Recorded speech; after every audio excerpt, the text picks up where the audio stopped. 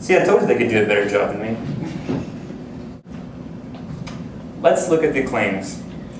They believe there's a New Testament to God, and that it occurs here in America. They also get their own planet. That's actually, there's where it's from. That's where it's cited, but I'm not so sure about that. They believe that Native Americans are Israelites, or possibly that they were contacted by Israelites and heavily influenced, and so maybe that's something. And the Garden of Eden is in Jackson County, Missouri. I didn't actually find this, but what something is very clever of Mormons is that they, or Joseph Smith, is that he didn't specify exactly where all this cool stuff's happening. He just says they're in a great place, and then they go to a different place. They call it the land of desolation, and then they go away here, and they're near a body of water there, and so Mormons get free range. They get to look everywhere for this stuff. Let's see. Here's a chronology. So the Book of Mormon really starts right about here, but the details don't start happening until 600 BC. They say the Jaredites broke away from the Tower of Babel, and I guess, I'm not sure what what that is, but sometime in the Tower of Babel, they leave, they build boats, and they sail across the ocean, and they land in the land of desolation. And that's 2500 BC. From here on out, I'm going to try and stick to 4500 BP, before present. That's a little easier than going BC, AD, that kind of stuff. And then they give a history, but I'm not really concerned about this. I just want to talk about, we're going to do our own investigation. Do they have any reasons to believe that they're right? You know, are we seeing any kind of influence 4,500 years ago from the lost tribe? Are they bringing their cool stuff? Here's the beliefs that relate to archaeology. Believe that there's references to oxen in the New World. Of course, there are no oxen. There are no real domesticated animals except for the llama, the llama. And so no animal is helping them pull, helping them plow, helping them ride, transportation. None of that is happening here in the Americas. So mainly it's just for clothing. For the llamas, I guess maybe they use milk, I'm not really sure. And there is a reference I talked about where they say that the Mesopotamians from 4,500 years ago are the descendants of Native Americans we see today. Wheat and barley were cultivated in America. That's one of their beliefs. That's something that we can actually look at and see if they're correct. And iron and silk were used by Americans. So, where are they?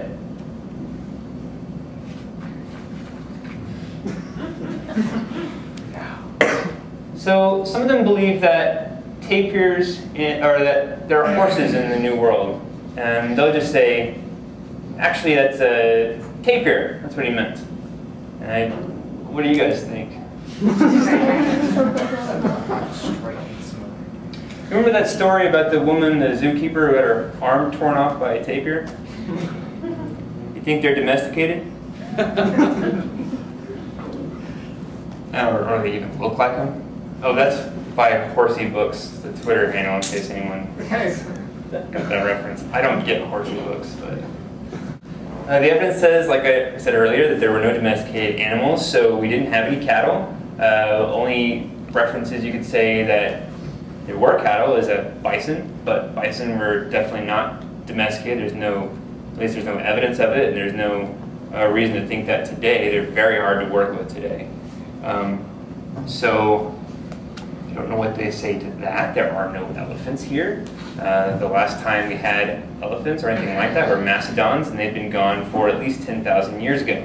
And that extinction corresponded with an actual invasion of population, invasive population of humans. It also corresponded with a change in climate, but that's something real.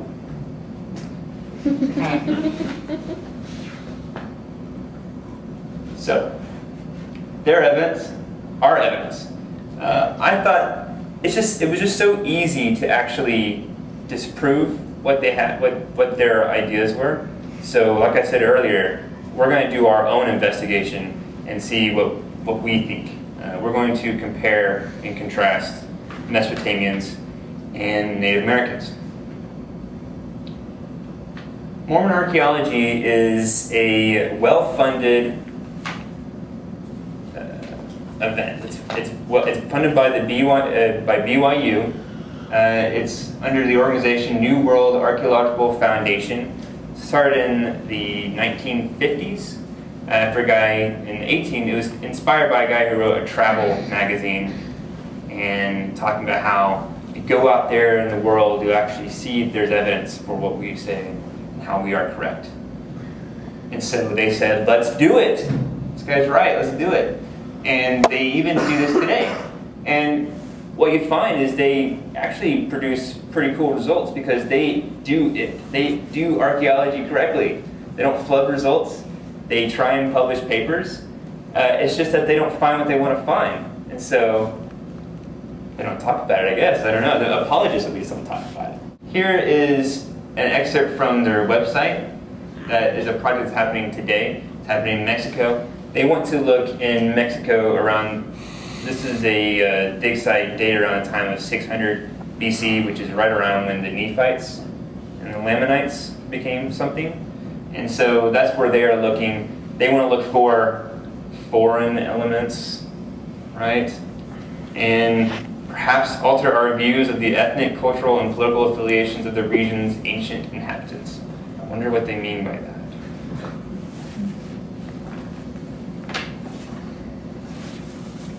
Let's talk about how large-scale work projects happen in each culture. In North America, there are no domesticated animals to help us with this endeavor. We don't have great tools like steel in order to shape rock like they do in Mesopotamia. And so they actually build large mounds, and that's what you'll see in the Mississippian culture. They have large mound centers. And all these are done by basketfuls of dirt. And you can see that in the ground. If you dig up the mounds, you'll see soil deposited in basketfuls. And I feel like I'm being a little charitable because we all know that Mormons are talking about America. They're talking about how America is theirs. Like about Jackson County, Missouri, this type of thing. So when we're going to Meso-America, that's where they want to look because that's where all the, what they would consider higher or more advanced cultures are during this time than North America. So that's where they want to search. And so I feel like I'm placating them by even going there, but they aren't the same. They don't do quite the same work, and I would be scared. Well, I don't know why Mormons would want to try and take their work because like they pray to a temple of jaguars and that types of thing. So why would you want to take that work when they're worshiping idols and that sort of stuff? Here's a picture of, it's not very good, but it's a picture of Poverty Point. It's a large mound center done by basketfuls of dirt. They think that this was a seasonal activity. They have certain times of the year because they're not sedentary. This group's not sedentary, but they travel in a certain area and they will go through this part of the year. They'll be in this area and they will possibly do certain sacraments. And I want to read back from the website. This mound spans more than 400 acres. From the website, the central construction consists of 6 rows of concentric ridges, which at one time were 5 feet high. The 5 aisles and 6 sections of ridges form a partial octagon. The diameter of the outermost ridges measures 3/4 of a mile. It is thought that these ridges served as foundations for dwellings, although little evidence of structures has been found. However, features and midden deposits uncovered during excavations support this theory. So this is the type of cool stuff that Native Americans do. And we can just appreciate it. We don't have to worry about our narrative and if it fits it. We don't have to cheapen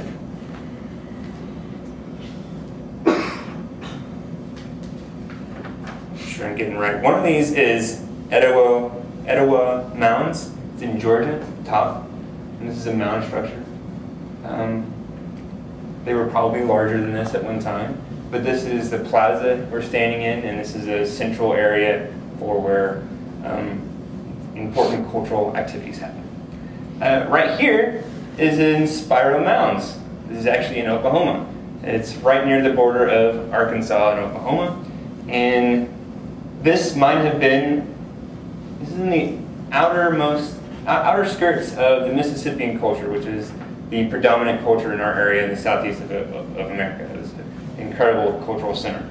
And they think, possibly, I don't know if they're right, that they could communicate with one another in a different culture, Mississippian culture, far away by lighting pyres on top of this mound. But mainly, when you search through this area, do archaeological digs, which I've done and they're done with, you'll see many cultural items from around the region showing their trade routes, their reach, and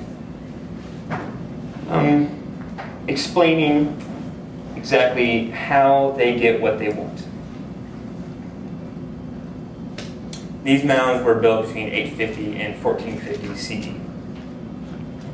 These are in the Yucatan Peninsula. These are by Meso-Americans. And these are step pyramids, mainly included, as well as other items. But as you see, they have glyphs that are extremely specialized to them. You wouldn't see these types of works, this type of iconography anywhere else. And it's all very cool. It's done, if I remember.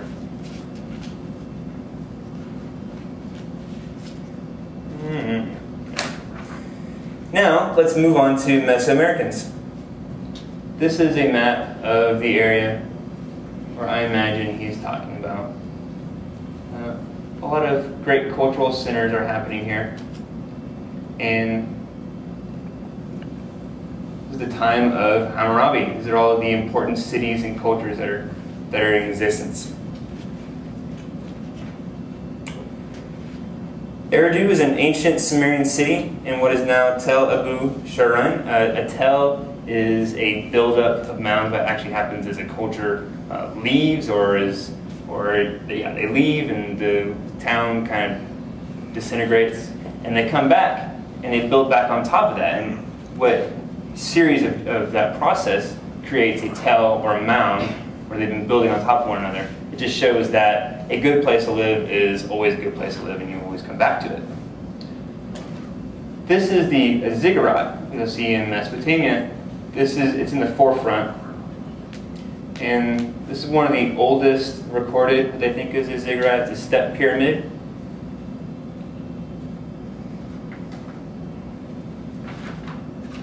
Eridu was founded in 5400 BCE, so I'm breaking away with it. About 6400, 7400 before present. But I want to talk about the origins of ziggurats. Next is the ziggurat of Ur. A little cooler. It's massive. See those little people next to it? They're digging it out. They're probably a little careless because it's an old picture. Back in the day, archaeologists used to they just plowed through whatever they could. They didn't care. They're looking for treasures. You know, they wanted something to bring back home to their museums. Yeah. This was built around 4100 years before present, and is the most well-preserved ziggurat in Mesopotamia. It's composed of 3 stages, and it's not known whether there was a temple, but you know, temples aren't a feature that sticks around forever. It's usually made out of wood, so it's hard to preserve after this many years. But I'm sure that many, if you talk to a Mesopotamian archaeologist, you would think that they would do something cool on the top. Why else would they do it? And that's the same idea with the mounds. And this is a reconstruction photograph of that. No. Pretty impressive. Does it bear any resemblance to what we saw in North America, though? This step pyramid it measures 210 feet in length 150 feet in width and over 100 feet in height. Of course, the height is speculative. The core of these ziggurats are built of sun-baked clay bricks, and the facade is built from fire-baked bricks. There were no fire-baked bricks in North America, really. Let's look at them in comparison. Mississippi Culture Works projects, that's what we were looking at. I think by 800 AD we should see some kind of influence from Israelites. But that's the major work projects that are happening in North America, so that's why I had to go so far away from where they came. They are earthen mounds. They are layers of construction built upon one another.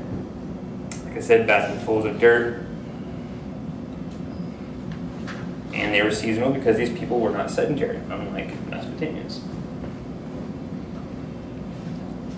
Mesopotamians had ziggurats, that pyramids, layer of construction present, and they probably housed ceremonies to the gods. I know that Mormons look towards Meso-America for these type pyramids, but I just don't feel like they're being honest. I think they're just looking for an easy way out. Because, like I said, you wouldn't, and it's not even, it doesn't make any logical sense. I think it's just the best possible thing. So it's kind of like the same comparison they're making with the tapir. We don't have horses, but we have an animal with a long face. So let's say that's what he meant. Well, we don't have anything resembling ziggurats or those temples that people used to pray to those gods back then, but we have these large temples that are praying towards a jaguar. You know, that sounds a little inconvenient, but I guess it's the best chance they have.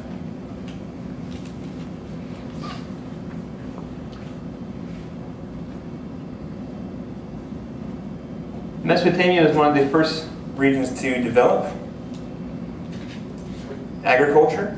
They were one of the first regions to develop great cities, and as in large a part of how they created agriculture. They're one of the first ones to create agriculture that allows you to be sedentary. You're not having to travel for meat, not having to travel for whatever plant is growing in this particular area.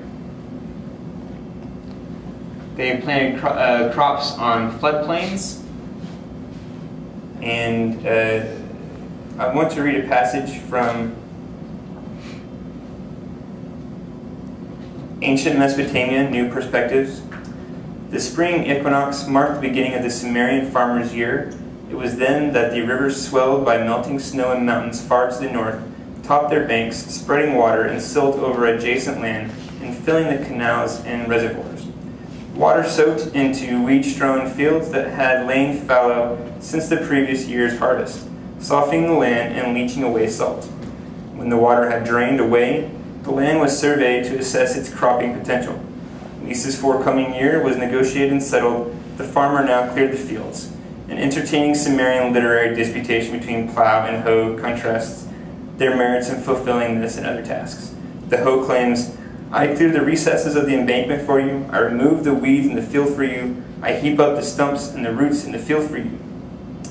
It's part of the debate between hoe and plow, and that is an excellent example of how they made inanimate objects and talking to one another. But these were their most important parts of their lives. It's the plow and the share, that types of work. So it makes sense they would imbue them with such things like talking about who's most important. What was cultivated? They cultivated barley. Barley was the most important cereal in Mesopotamia. The reason why it was so successful is because it could survive in relatively saline soil. That was an issue there, and so you have to use what works best. That's how barley rose to the top. Wheat was second, but it was by a long shot. Wheat ripened later in the harvest season, and as a result was susceptible to rust. That's a bacterial pest, or not bacterial pest, but it's a bacterial issue that you'd have to deal with, and so that's why wheat wasn't well adapted to the area. Barley was first domesticated 10,000 years ago, and there might have been two separate domestication events, one in the Middle East and one in Central Asia, but right around the same time. And I have citations for these if anybody wants them. Wheat was domesticated at 10,000 years ago as well. Now, just because it's domesticated doesn't mean that it was actually planted and harvested. It just means that they were able to start the process of making it do what they want. So it has a deviation from its wild counterpart. So that's why those years are so far beyond when they actually started using agriculture. Wheat was the reason the great advance for domesticating wheat was the domesticated forms of wheat had larger seeds and stalks that would not shatter so easily. The last item was pulses, and you can see how the area makes use of them now. They're very important for Mesopotamians. They were first domesticated 10,500 years ago in southeastern Turkey. The domesticated form can be harvested in the summer, while the wild version only ripened in the winter. Chickpeas can almost be harvested at any time, but they made it when they needed it. Summer was a drought, they had chickpeas to harvest. In North American subsistence patterns, maize is by far its king. Most important. They're able to grow maize almost anywhere. That's why it's so important. And the second part is beans. This is actually just a common bean. There are so many different types of beans, but this is the non-wild version of a bean. And it was first domesticated 2,500 years ago. Tehuacan, that's in southern Mexico, I believe. And the last one is squash. It was domesticated around the same time of 10,000 years ago.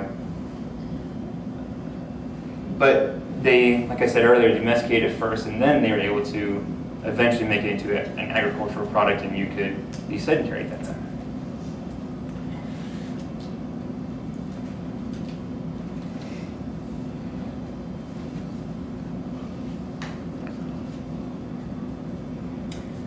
Lastly, let's look at Mesopotamian technology. Mesopotamians had advanced technology. That's why the claims were so outrageous by the Book of Mormon. They were making use of steel. They had oxen-drawn plows. They're even able to plow and seed at the same time, which helped reduce the labor-intensive part of farming. And they created the wheel, which we don't really see in South America.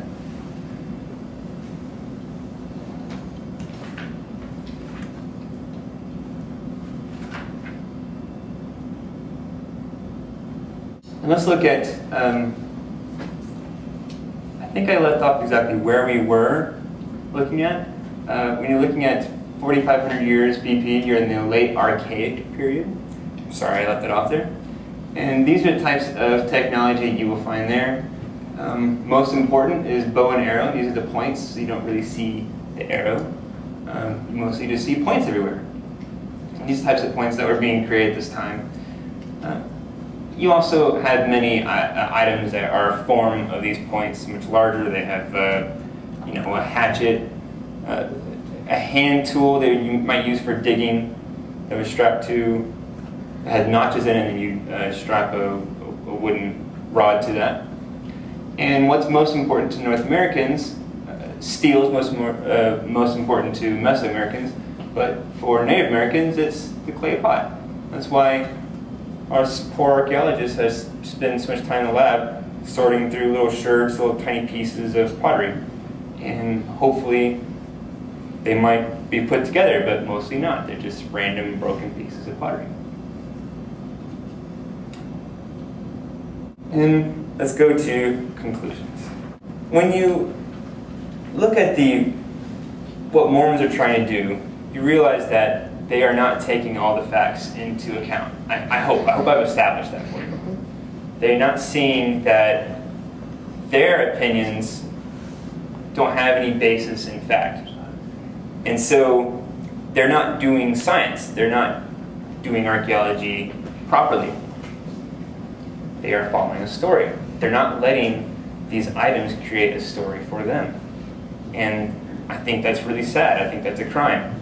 We should look at pottery and think, what a wonderful thing, how important that was for the Native Americans, and not be sad that we're not finding steel production, steel-produced weapons. So, that is my conclusion. That's it.